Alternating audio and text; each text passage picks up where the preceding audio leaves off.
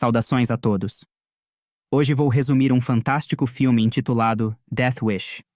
Este conteúdo de vídeo inclui revelações sobre o enredo, então esteja alerta.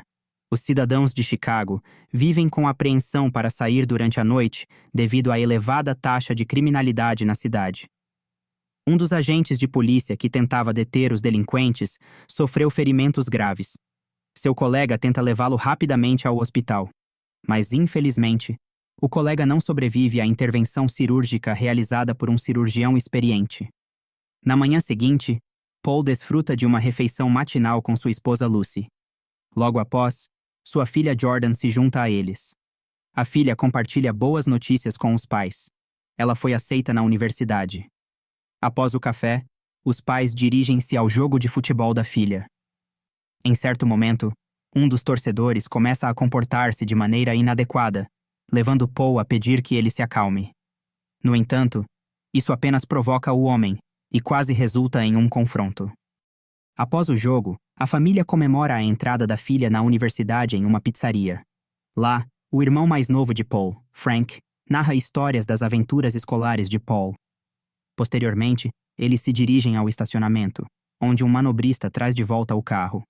No entanto, antes disso, o manobrista tira uma foto do endereço de Paul do sistema de navegação. Naquela semana, a família planejou ir a um restaurante para celebrar o aniversário de Paul.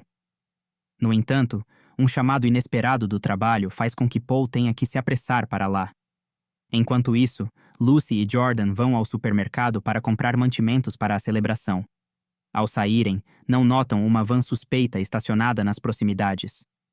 Quando retornam à casa, começam a preparar um bolo de aniversário enquanto Jordan sobe ao primeiro andar. Os assaltantes surgem e os dominam. Exigem que Lucy revele a localização do cofre. Lucy, nervosa, não consegue lembrar a senha do cofre. Eventualmente, após várias tentativas, ela abre o cofre e entrega o dinheiro aos ladrões. Nesse ínterim, um dos assaltantes começa a ameaçar a garota. Incapaz de suportar a situação, a garota esfaqueia o agressor no rosto. Ao ouvir o tumulto, a mãe decide agir e derrama água fervente sobre o chefe dos assaltantes.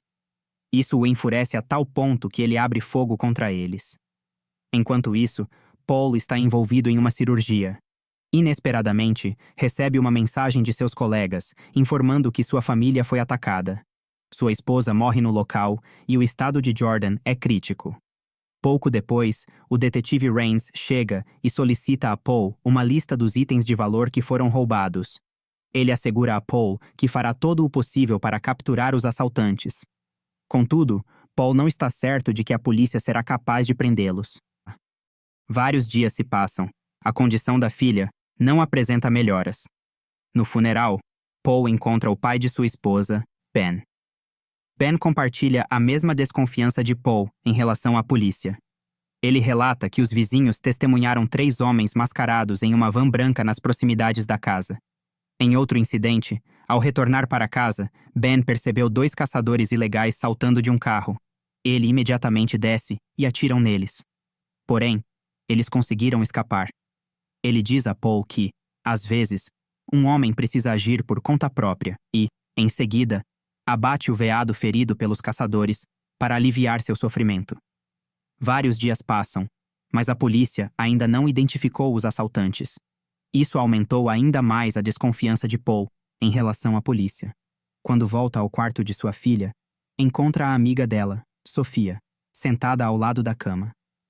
A condição de Jordan não está melhorando, e isso leva Paul a perder o sono à noite, atormentado pela sensação de que não pode proteger sua família. Assim, ele busca a ajuda de um psicólogo. Entretanto, mesmo as orientações do psicólogo não surtiram efeito. Ele procura o detetive Rains e fica surpreendido ao ver no mural de casos em aberto da polícia que há mais ocorrências criminais não solucionadas do que resolvidas. Rains assegura-lhe que estão empregando todos os esforços para capturar os criminosos. Segundo ele, não faz sentido contratar um investigador particular para o caso. Portanto, é aconselhado a manter a fé no sistema, mas Paul está cético de que essa confiança resolverá sua situação. Refletindo, de repente ele nota um anúncio de uma grande loja de armas. No dia seguinte, ele dirige-se até o estabelecimento. O atendente apresenta diversas armas e explora as vantagens de cada uma. Paul pede por um tempo para ponderar e retira-se. Durante a noite, um delinquente ferido a tiro é internado no hospital. Paul aproveita discretamente para pegar a arma do bandido. De volta em casa, ele começa a aprender a manejar a arma. Após assistir a alguns vídeos no YouTube, ele aventura-se na parte mais perigosa da cidade para testar suas habilidades. Observa dois malfeitores tentando roubar o carro de uma mulher e avança na direção deles. Ao enfrentá-los, os bandidos sacam suas armas e ordenam que Paul saia do caminho. No entanto, os bandidos entram no carro e estão prestes a atropelá-lo. Paul consegue matar o motorista e ferir o comparsa. O último bandido resiste, mas Paul dispara contra sua cabeça. Uma das mulheres presente grava tudo. Ele descarta suas roupas em um lixo e volta para casa. Trata do ferimento à bala no braço e vai dormir. O vídeo do incidente chega rapidamente às mãos da polícia. Contudo, eles não conseguem identificar o autor dos disparos, pois seu rosto está oculto. Tudo o que conseguem deduzir é que se trata de um homem de meia idade.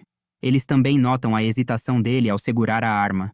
O vídeo se torna viral na internet e muitos o aclamam como um herói que enfrentou os criminosos. Antes que a situação saia do controle, a polícia precisa prendê-lo urgentemente, pois há o risco de que alguns de seus seguidores decidam fazer o mesmo. Paul fica chocado ao se ver online, mas após ler as comparações dos internautas entre ele e um herói, ele começa a sentir orgulho. Um dia, um estudante é baleado e levado ao hospital por conta de um bandido conhecido como Ice Cream. Isto enfurece Paul, que veste seu característico moletom e se dirige ao bairro onde o criminoso atua. Sacando sua arma, ele elimina o bandido. Mais tarde, a polícia descobre que o crime foi cometido por um homem mascarado conhecido na região como Reaper. O chefe da polícia ordena que Rains o prenda imediatamente para evitar que inúmeros imitadores surjam e mergulhem a cidade em violência. Porém, a polícia carece de evidências que possam levá-los à identificação. Em contrapartida, Paul retorna de uma sessão com seu psicólogo, que nota o sorriso em seu rosto e aconselha-o a prosseguir com o que está fazendo, sem saber o motivo de sua felicidade. Em seguida, um indivíduo é levado ao hospital com múltiplos ferimentos e Paul o reconhece imediatamente como Miguel. Ao avistar o relógio em sua mão, é tomado por raiva. Ele percebe que este é um dos criminosos responsáveis pela morte de sua família. Em vez de buscar tratá-lo, o cirurgião o mata intencionalmente. Paul recolhe o telefone e o relógio do cadáver. Ao examinar o telefone, depara-se com fotografias tiradas em seu carro. Entre as imagens, nota também a placa de uma loja de bebidas e decide visitar o local.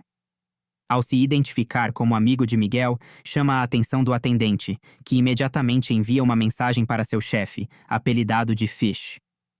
Paul não hesita. Ataca o atendente com uma facada no braço e exige que lhe revele o paradeiro dos itens roubados. Quando o atendente abre o cofre, Paul encontra os objetos saqueados de sua casa. De repente, o líder aparece e abre fogo contra ele. No entanto, um dos tiros atinge seu comparsa, matando-o instantaneamente. Paul recupera sua arma e dispara na perna do chefe. Em seguida, questiona-o sobre quem matou sua esposa. Ele confessa que foi Joe, o mecânico. Contudo, Paul hesita por um instante e o criminoso tenta atacá-lo novamente. A cena é interrompida quando uma bola de boliche cai do nada, atingindo o chefe e pondo fim ao confronto. Paul coleta apressadamente os materiais necessários e parte, mas acidentalmente deixa cair seu anel. No dia seguinte, os detetives o procuram e lhe mostram um anel encontrado no local do confronto. Para sua satisfação, a polícia acredita que o anel tenha sido roubado durante um assalto. Antes de sair, prometem que todos os criminosos serão responsabilizados em breve. Entretanto, Paul tem em mente seus próprios planos de vingança. Ele parte para o endereço do mecânico. Enquanto isso, Joe, o mecânico, está consertando um carro. Repentinamente, é surpreendido por Paul, que o ataca e o submete à tortura. Sob intensa pressão, Joe confessa que sua esposa foi morta por seu chefe, Knox. Após extrair a informação, Paul decide ir embora, mas antes o finaliza cruelmente. Os detetives percebem que alguém está eliminando os criminosos como um ato de vingança, porém, não suspeitam de Paul e direcionam suas investigações ao irmão mais novo de Paul, Frank. Este, que havia saído da prisão há alguns anos, é apontado como possível culpado por desejar vingança contra a família. Por outro lado, Paul permanece ao lado de Jordan, como sempre, embora ela continue sendo pouco comunicativa. Em seguida, uma mensagem de texto de um número desconhecido ameaça revelar a verdade sobre Paul. O telefone toca. É Knox, que convida Paul para encontrá-lo em uma discoteca. Por outro lado, preocupado com seu irmão, Frank verifica a casa de Paul, mas ele não está lá. Frank entra e encontra o caos no porão de Paul, detecta várias balas, então compreende a verdadeira situação. De volta a Paul, ao chegar no clube noturno, é instruído a ir ao banheiro. Logo ele dispara e todos fogem aterrorizados. A porta se abre, mas está vazia. De repente, Knox aparece disparando por trás, protegido por um escudo humano. Paul se protege e se recusa a revidar por medo dos inocentes. Com sua inteligência acima da média, identifica uma caixa elétrica e atira. Aproveitando a escuridão, Paul escapa, e no final, Knox acaba hospitalizado. Os detetives chegam para interrogá-lo, e ele afirma saber quem foi o atirador. Antes de revelar o nome, voltamos a Paul cuidando com determinação de suas próprias feridas. Enquanto isso, os detetives invadem o escritório vazio de Paul. Entretanto, Paul se dirige ao seu porão, onde encontra Frank. Os irmãos têm uma conversa sincera, e Frank insta Paul a parar e se concentrar no que é melhor para Jordan. A polícia bate à porta. Frank cria uma álibi para Paul, e eles são obrigados a abandonar o local. No porão, os irmãos continuam sua conversa. Paul atende uma chamada. Jordan finalmente tem uma melhora e acorda. Paul corre até lá e, infelizmente, tem que dar a notícia sobre sua mãe. Na semana seguinte, os dois se dirigem ao elevador e Knox entra. Ele os reconhece, mas Paul não o identifica porque nunca viu seu rosto. Knox fala com Jordan e se despede, chamando Paul pelo nome. Pouco depois, Paul visita Bethany para comprar mais armas. Ao retornar para casa, Jordan se esconde no armário enquanto Paul lida com dois dos capangas de Knox. Ele derrota os bandidos usando suas habilidades.